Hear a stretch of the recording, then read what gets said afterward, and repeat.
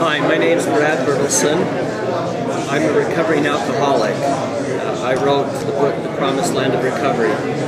It's about the struggle that we face as alcoholics and drug addicts and those that face other addictions within the church.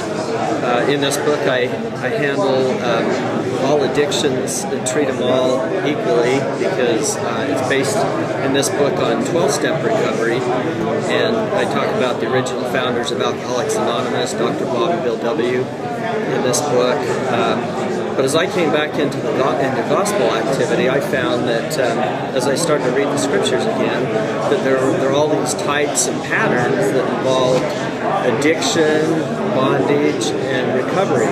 You know, in the scriptures, bondage and deliverance. And so, as I would start to read the Book of Mormon and other scriptures, I would be tripping over the 12 steps of Alcoholics Anonymous in there.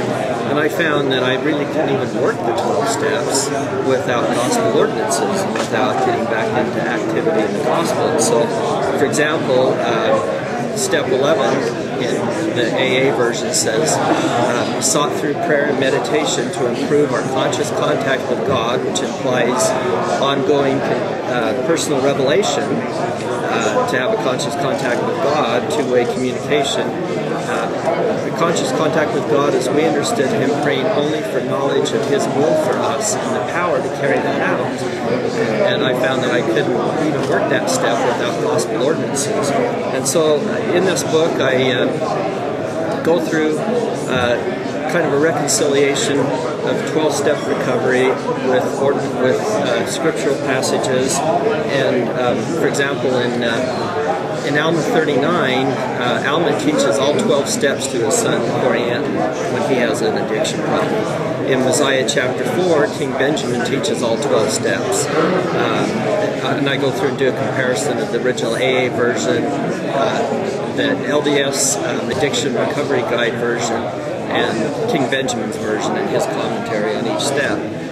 It's interesting that a king would get up and say, I am full of infirmities and like as yourselves, and all manner of infirmities, and set up that kind of pattern where he's teaching the 12 steps, that implying that the Lord wants each of us back as kings and queens, which is something that when we come into the gospel after an addiction we think is out of sight or impossible. And so some of it 30-second wrap-up experience, but it's kind of a scriptural pattern and also a guide to help build a good recovery program, and also with the hope in mind that we really can come back into the gospel and partake of temple blessings and ordinances and those kinds of things to where we can come back into full fellowship and activity again in the church.